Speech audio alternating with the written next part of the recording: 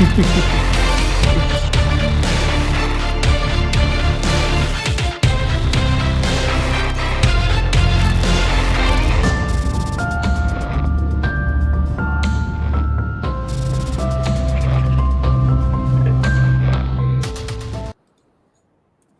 Heng. Hello, Nat, Bibby, how are you? It's so weird seeing this Nathanial here. I'm so used to just seeing Nat everywhere. So You're thank an you so Instagram much. person. How are you? Good. Greetings from Singapore. We just had some news from our Prime Minister. We're kind of in phase 2 semi-lockdown right now. So we're excited to see things improve. How are you in Perth? I'm good. I just want to do a quick shout out to people tuning in. Drop in the comments, let us know where you're tuning in from. Let's see who we got on here live. We're broadcasting live to LinkedIn, YouTube, and Facebook. So we're keen to see who's on the call. Yeah, look, we're not in lockdown in Perth. Marshall and I have been down to the seaside twice today, so I can't complain. Well, we took the dogs to the seaside too. We're allowed to go for a walk. It's good, but it's not as beautiful as the ocean in Perth.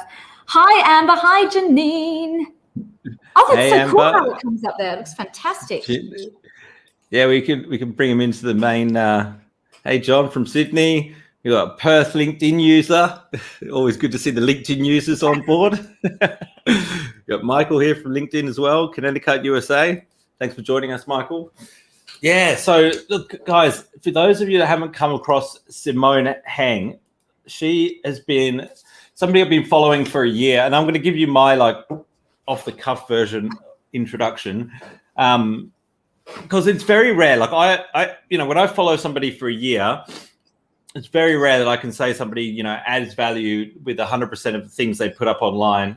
Simone never fails to. When I check in with what she's doing, every post adds value. Every time she's involved in anything, it adds value. She's got an impressive background, which I'm going to get her to tell you about. She started in what I would call entertainment, but broadcasting in the media business, CNBC and the likes.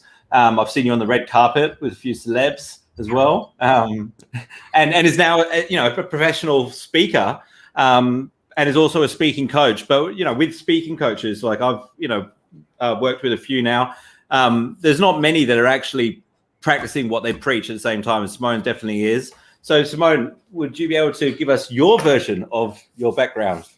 Oh my gosh, that was such a lovely, sincere and authentic introduction. Firstly, thank you. So I'm from Perth as well, from where Nat is from, born in Singapore but raised in Perth. And sadly, our paths never crossed. But I left early and started my career in Asia, first in radio and also on TV for cable network that you might know, HBO in Asia. And then got poached to go to Dubai, where I was for 5 years working for Virgin Radio in Dubai, Richard Branson, and did CNN while I was there. And then came back to Singapore for 4 years and was working for the national broadcaster here. And really at that time started to see that old media, for many reasons, I should say traditional media, for many reasons wasn't really floating my boat anymore. I think I came to the point where I was like, I'm not adding value. I'm not even really that entertaining because of the restrictions that I had working for the national mouthpiece, basically. And I started to kind of die a little bit inside, which I think anyone here, particularly our LinkedIn users who are professionals, we've all maybe had those moments at our job where we've gone, hey, how am I serving people? How is what I'm doing impacting the world at all? And realized that pretty quickly I had to make a contingency plan. And I always wanted to be a speaker, but when you're in your 20s, your message is just gestating, right? You're percolating what you're going to talk about. And you really don't have it yet. And so everything happened really at the right intersection of time. I had a mentor at the time who recommended that I do the topic of human connection. At the same time as that, I was seeing a lot of things in my personal life with my mum who has dementia, not being able to connect with me. And then also disconnection within a super toxic workplace. Everywhere I looked, connection was hitting me in the face. And so that became my topic. I went to set up my business in July of 2019 and then got booked immediately because of LinkedIn on global stages and was speaking. And then boom, the pandemic hit. And then I was just really lucky because of my broadcasting background that I could use video really well. So I could do virtual speeches immediately. And that allowed me to serve people. I mean, if you can give people what they need in a time of crisis, I think that that's the greatest gift. It was the opposite of the lack of impact I'd felt over the 4 years. It was the opposite. It was like every day I would open my social media to someone asking me in Africa to speak about human connection for free, you know, on IG Live or whatever. And it was a really frenetic time, I'm sure, as it is for everybody watching this, but it was great to be able to serve people during that time, which is a year ago now, imagine. Yeah. So this is I've read your bio on your website and so on, and this is your mission. Like you're on a mission to make the world more connected, and as pandemics hit, and we're already like becoming more disconnected. The world was heading in that direction in any event, and then all of a sudden we're all in lockdown, and you must have felt like a real sense of calling, like, you know, that your purpose was needed more than ever during that time. Well, I wasn't sleeping now. I was like the urgency with which because I had been speaking on stages, so I had a keynote, but, you know, beyond a keynote speech, which you can speak to people in an organization, what about online content? What about articles? What about your social media platforms? All of these things which I had been propagating, but kind of been doing it at my own pace. And then there was this sense of urgency, and it was such a blessing for me because I really got to define my perspective on the topic. And there are other people who speak on the topic of human connection, but it's what your perspective is on it that makes you as a specialist, you know, unique. And I think during the pandemic, obviously Black Lives Matter happened. And what was interesting to me was, if we look at all the people who speak on human connection in the world, I'm the only female of color. And so I can't help but think the volume of work that I get also is to do with the multinational corporations having a mandate that they want women of color on their panels, in their conferences. Wow. And I don't say this with like any sort of, I don't think I'm good enough to be chosen without it. But I've waited many, many years for that to happen, always being sidelined kind of in my broadcasting career because of my ethnicity. And then so to see this change, it just felt like everything aligned. That's very interesting. You're amazing what you do, Simone. I think, you know, I haven't heard any other human connection speakers, so I haven't got anything to compare you with, but I think what you do is awesome. I don't think any of them are using as much technology as me, but because I truly believe technology is not the villain, otherwise I wouldn't be here right now. I believe that technology, when used in the way that it was intended and created, can be a fantastic conduit for authentic connection, but it's up to our own personal responsibility to have boundaries. Like, I have really defined boundaries about my social media use. Awesome. My content is prepped. So there is never I'm with my partner in our 2 Cavalier King Charles. I'm never like paparazzing us in the moment and then feeling I've got to get this up online in the evening. And that used to be my approach when I was in the media, and because you're trained to believe your personality and people want to see your life. But I realized that they don't. like those days are kind of over unless you're a Kardashian, all of whom I've interviewed, by the way. So I understand that machine as well. Oh, really? Okay. Yeah.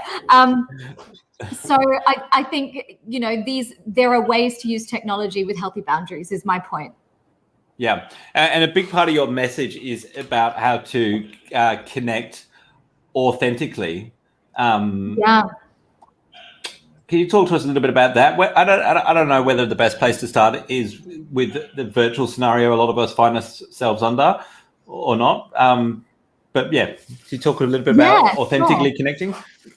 I just want to say hello, speaking of authentic connection, to Matthew, Secular, Lacey, and Patience that have just dropped in as well. Patience from Brooklyn. Lovely, very cool. So sorry, Nat, I got distracted. Your question was about connecting authentically, correct? Yeah. So I think we've all felt or been in circumstances where we're connecting, but it isn't resonant. So I define human connection as that incredible experience we've all had when we meet a person and we can feel, see, and discover ourselves in them. So there's an act of that is a little bit of mirroring, right? You have some commonalities there at play. So when you're out and you're looking to authentically connect, firstly, like look for those commonalities. In a polarized world, look for our points of relatability. From there, you can start to build rapport through communication skills like your body language, your speech, and also you can be looking to build trust through that rapport. Now, once trust is established, you can start to bring in vulnerability. Now, if you bring in vulnerability before there's trust, we call that oversharing. And that does the opposite. And we did that, I know that well because we used to get paid for that on the radio to overshare. You are doing the opposite then of connecting authentically. You're repelling connection. As Brené Brown says, the person didn't earn the right to hear your story. So I think what's really important is the component of disclosure before vulnerability. So self-disclosure is like me, and I just told you a little bit about me in my bio, and I said that I lived and worked in Dubai. And if you're trying to connect with me and you listened, you're like, oh my God, my uncle lives in Dubai. And we can start. Now, that is simply disclosing information. That isn't going into vulnerability of, look, I had a really hard week and I had a severe anxiety attack. That comes after the trust is established. And I think once you follow that kind of timeline that I've seen with the research of the interviews I've done and a lot of the books I've read and the neuroscientists I've interviewed, once you follow that pattern, you're much closer to forming something real and authentic than doing the oversharing bit. Or what happens a lot these days is people don't even look for the commonalities because we're in such a polarized environment. They're actually looking at what's different. So that would be my process to seeing an authentic connection. And then you can test that over time. An authentic friendship is reciprocal. So you'll never be chasing after that person. They're pinging you as much as you're pinging them. They're checking in with you. That's a big marker on how you can tell that a relationship is authentic. Yeah. And so when you say you've interviewed neuroscientists and you interviewed Kardashians, is this all from your previous career? No. So one of the things that my fantastic speaking mentor taught me is, when you're looking to go into the expert space, it's not just third-party research, which is like other people's books on the topics, which, by the way, I didn't start reading until a year and a half in because I really want to have an individual perspective. And what happens when you read that stuff, it hijacks your own way of explaining your research. You're all of a sudden you're like, why am I using someone else's words almost? Oh, because I read it somewhere. So I went and I've done almost 100 interviews. Some of them are on my YouTube. We're actually putting them up now on YouTube, but they were largely done in private around my former radio job.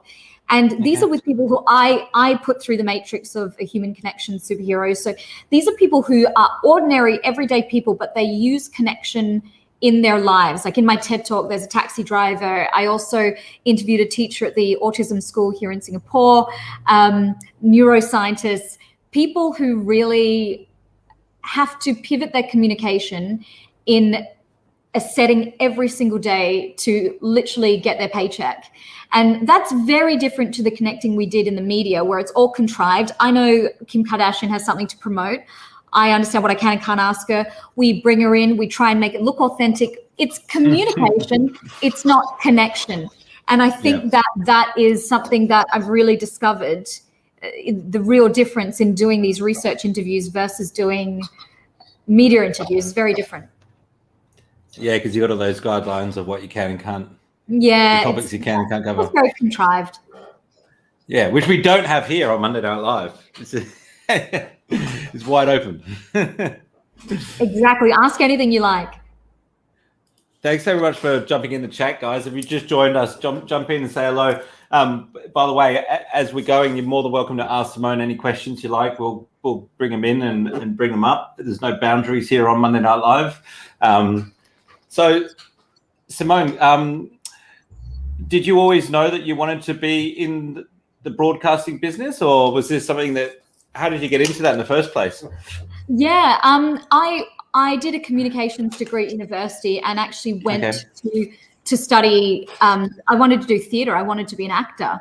And I remember I was at Curtin University one day and I realized that a lot of my friends in there were all like devoted to the theatre. So they would fail all their other university units so they could still stay in the Hayman Theatre at Curtin and not actually graduate. And I watched this and I thought, but why? Like, I didn't understand why. And I realized actually what I was really very interested in too was the idea of being in show business, like the business part of it, which is why I'm so adoptive of marketing in what I do, because I see the value of that. So I thought, well, that's not very good. If you're not so interested in being an artist, right, and learning the craft of acting, and you are more fascinated by the packaging and the marketing, then maybe a good happy medium for you would actually be something like broadcasting, because it marries, there's craft to it, and you're still using a lot of those things like your voice, your presence, and your emotiveness, all those things. But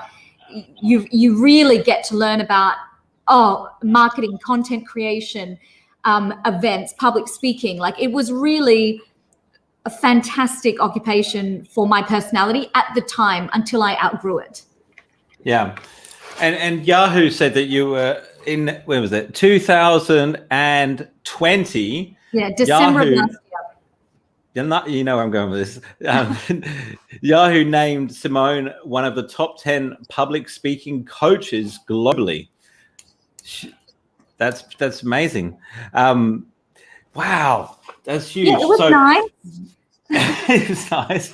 I mean, this is just one of Simone's many accolades, but like, so you're obviously coaching a lot of people on public speaking. What's one of the major challenges that you find that speakers have to overcome that you help them with? I think the biggest issue here in Singapore, in Asia, for Asian people is the fear of speaking up, because we're raised to be quiet, and we're raised, particularly Asian women, to feel that it's already, women believe it's really unattractive. We've been conditioned to think it's unattractive to be outspoken, but you couple that with culture, and it's almost a suffocating fear about being disobedient.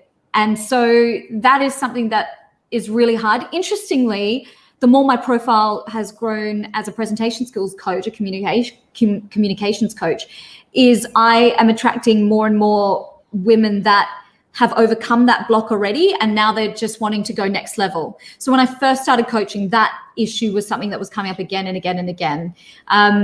So that is that confidence issue is obviously a big thing for a lot of people, but it's particularly profound here. It's the one thing that, when you ask me that question, really sticks out for me. Yeah. So when you were in Perth growing up, were your parents here as well, or were you abroad as well? Yeah. Okay. So how come you ended up back in Singapore? So when I moved to Singapore for the first time, so I was here in 2005. I was working for Channel V as a VJ in Malaysia, so I was based here, and then I got into media. And then I went to Dubai, and then after that, I went back to Perth to take care of mum. And I think what I realized was I had just been away for too long, and I just got used to living a kind of expatriate lifestyle, I think, to be really honest. And the way that I worked and the way that I operated, I don't think it would be the same now if I was back in Perth, but certainly 2014 was, it's almost a decade ago now. So, so then for me, so I really actually wanted to go back to Dubai. And it was just 11 hours away. It was too far away from my mum, who's in a nursing home in Perth. So I was like, where on the map is the closest cosmopolitan city to Perth that I could see her every 90 days? And Sydney was actually further away than Singapore from Perth. So I was like, okay, I'm going to come back to Singapore. And that was hard because I didn't have a great time in Singapore for the first time I lived here, because I was earning like pittance in the media. And Singapore is the most expensive city in the world. So it's not as fun nowhere is fun when you don't have money, guys. So I really had to graft very, very hard to have the life, I still do, the life that I have in Singapore now, and can just launch the things that I want to launch and invest in the business the way that I want to invest in it. And that's what brought me back. And I kept my word. I saw her every 90 days until COVID. And then COVID hit and I didn't see her for 16 months. And then I was recently back in Perth. I literally got home. A week later, Perth went into a mini lockdown. And then a week after that, Singapore announced tightening their measures. And now there's a new rule that, if you go out of Singapore, when you come back, it's 21 days quarantine now. So I just got to see her at the best window. I'm so happy I went in April. Yeah, but that wasn't easy, was it? Tell everyone what you had to go through to make that trip. Oh, I had to go. Sorry, someone's just written, LinkedIn user, you were born in Singapore. That yes, I was born in Singapore. Yeah. Yeah. So I did 2 weeks of 2 weeks of quarantine. Yeah. 2 weeks of quarantine in Perth. I had to get a G2G pass to enter, I think, the state of WA. On top of that, I needed a permission from the Aussie government to enter Australia. So you know, nationwide, then state. And then I had to get permission to get out and return to Singapore. In between then, there's PCR tests. And then I had to get a 2020 Australian flu shot to enter the nursing home to see my mum. And then when I came home, I came straight through and was fine. And so I didn't have to do... You had to do a 2-week lockdown, didn't you, in Perth? Absolutely. And I actually really freaking enjoyed it. Is that terrible? Really? Yeah, because it was kind of really indulgent alone time. Like on Easter Sunday, I drank red wine and Easter eggs. I watched The Serpent on Netflix. And my partner's quite a fitness freak, and I feel judged if I do that here. I got to honor my inner bogan and just do that. And that was fantastic. That was really great. Wow. I haven't heard of anyone that's enjoyed doing the 2-week lockdown. I think I'd struggle with it.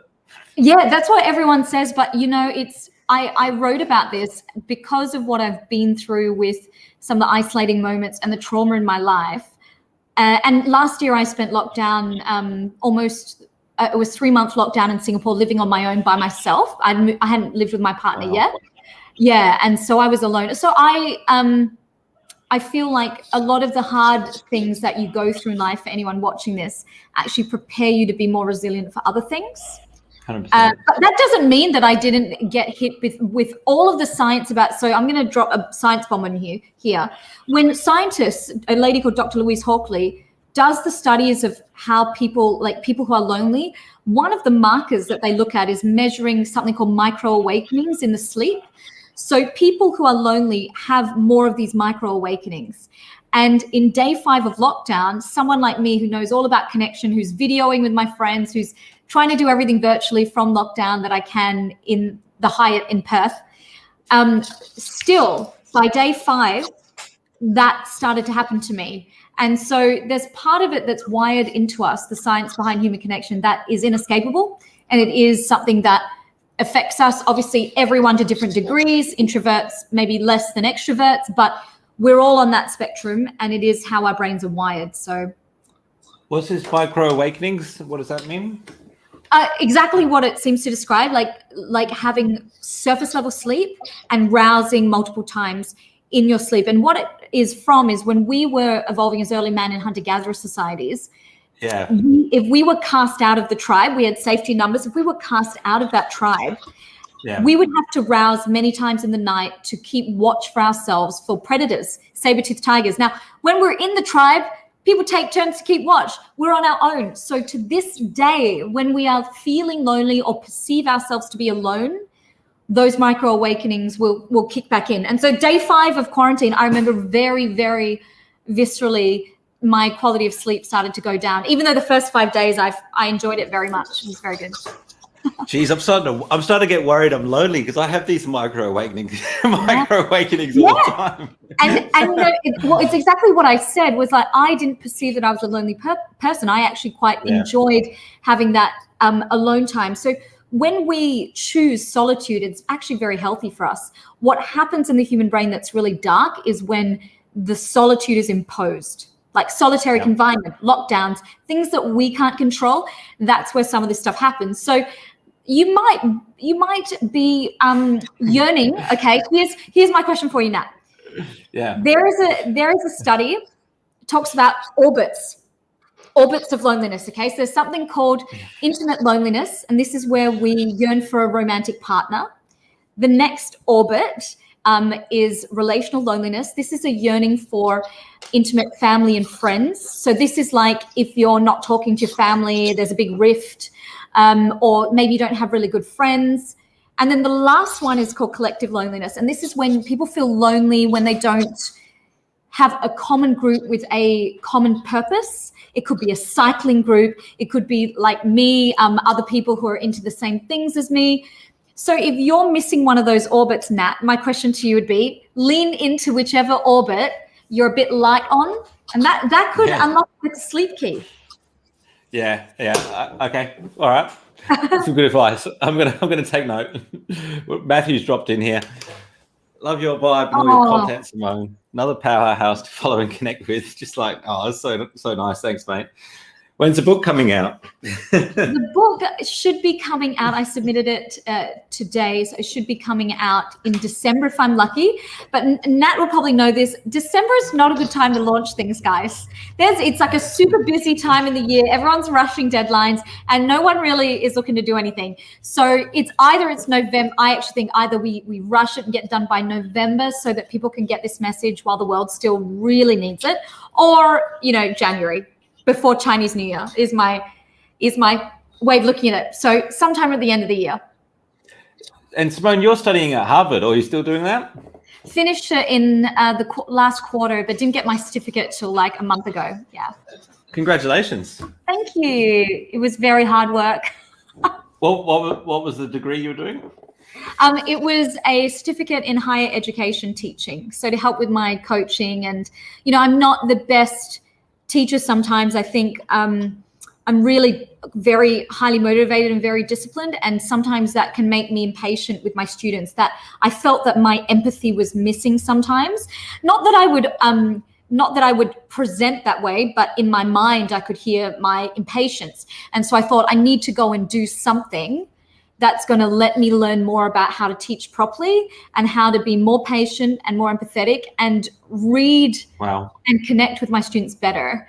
And it has helped a great deal. Because basically when you learn about UDL, the Universal Design for Learning, they just tell you like different people learn in different ways and should be allowed to show the outcomes of their learning in different ways. And that was like a big hit over the head. Well, you did this post last week where you said you explained how much you work on your business and your marketing, and you sort of shared it because you said that sometimes you've had some feedback where people think that you don't work that much. And when I was reading it, I was thinking, I think the complete opposite. Like I think to myself, she works so hard. I was actually surprised when you said how much you work. It was like 50, 60 hours. I was like, that's not as much as I thought. I have to stop myself. It doesn't mean I'm not thinking about work though, you see, Nat. Like it doesn't mean I'm not walking the dogs and thinking about work. Look, it's interesting because I think in the non-Asian context, because I look very Asian to Western people, there is that kind of bias there, like, the grafting migrant child. But actually in the Asian context, they really see the non-Asian blood in me. Yeah. And then it's more like, here's a Eurasian Barbie doll, and I'm sure she doesn't work. So when I did the personal branding audit, it was not with people outside of this market, right? So that's just me being very, I find all these things fascinating and very humorous, and I don't take it with a chip on my shoulder about, being stuck between two worlds, because I actually think it's a huge blessing to be in the middle of East and West, but that is just how it is. So it was more spoken to those people, but certainly when I was in the media, I worked a lot harder for about a third of the money. So I'm not adverse when there is a big month, like April was a very, very big month. July will be a big month. Those are the months that you will work more, especially if you're studying it. It'll be crazy, but you do whatever you have to do if you love your business and you want your business to survive in basically what's a global recession, guys. Let's not beat around the bush. So it's true. Yeah. And so what's next? What are you excited about in your business at the moment? So I am in talks to do an audio documentary. I can't say more than that because I signed an NDA, but that's really, really very, very exciting. And this month I will finish my online course.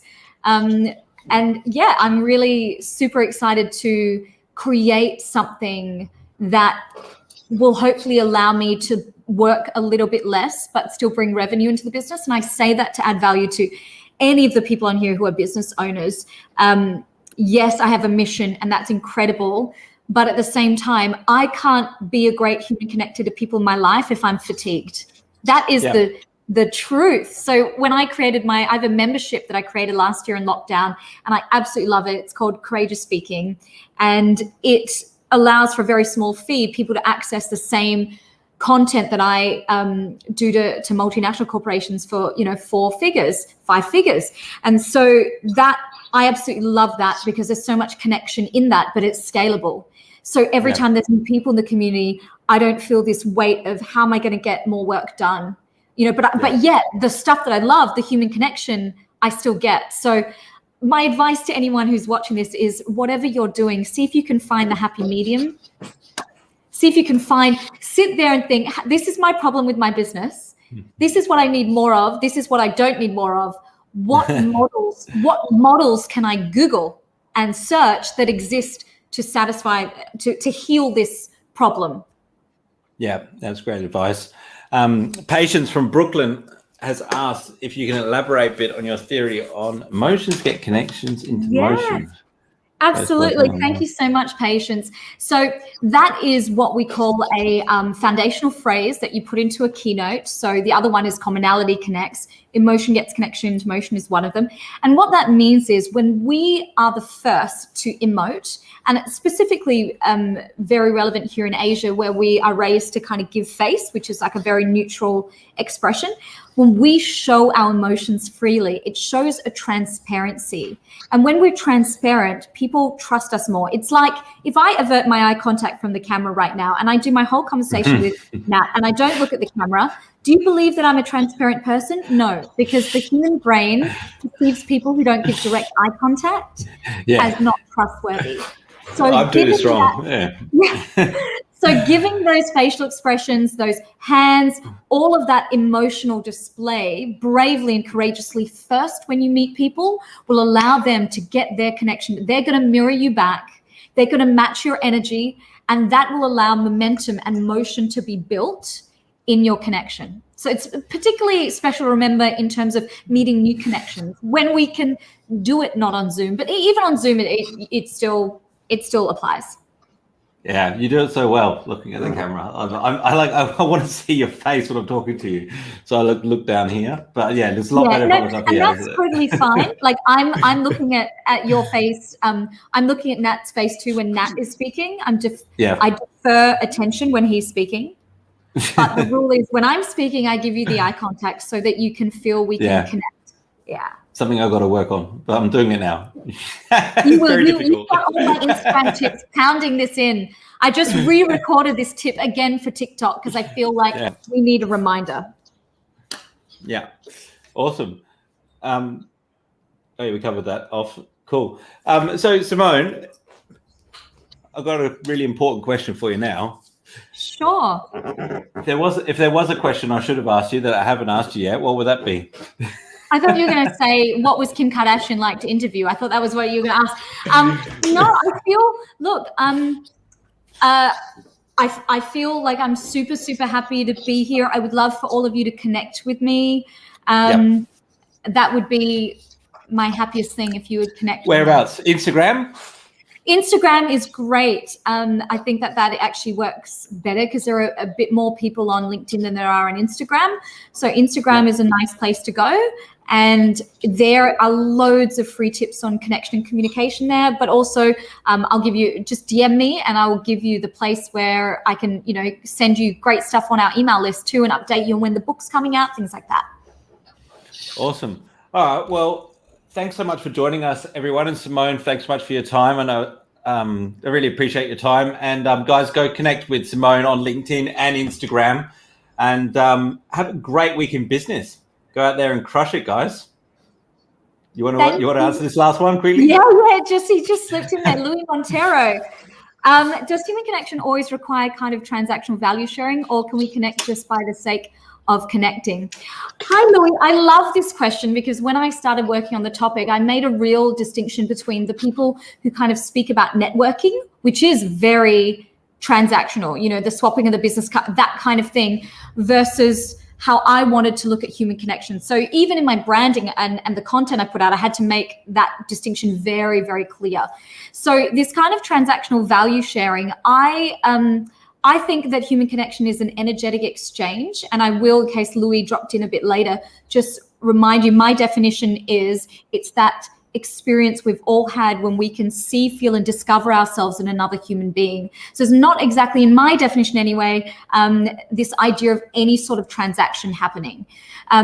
It's an energetic exchange, but it doesn't absolutely have to be transactional. What I mean by reciprocity later, when a connection that you meet becomes an ongoing long-term friendship, a good way to see that it's mutual and authentic is that there will be no one party will be chasing the affection of another.